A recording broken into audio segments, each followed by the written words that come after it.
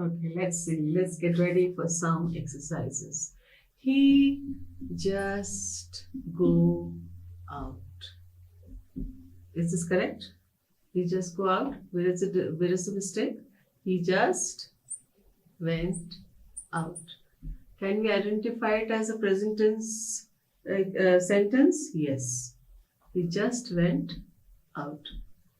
Now, I was reading since morning. Obviously, we are only trying to get mistakes.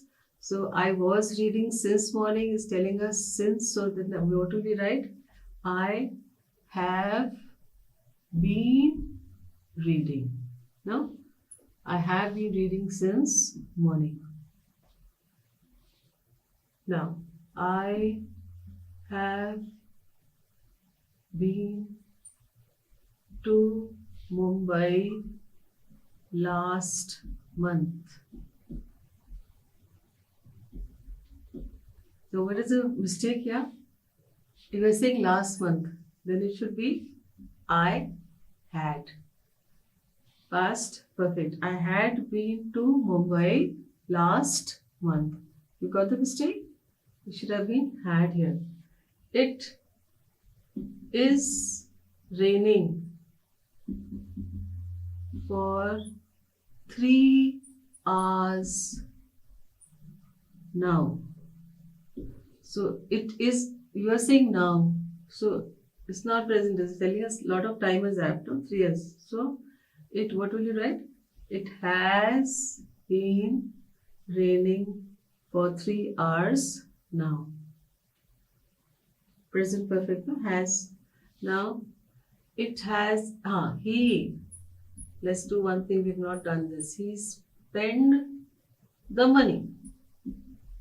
Let's see if you have your past tense correct. What should this be? Simple past. He spent the money. No?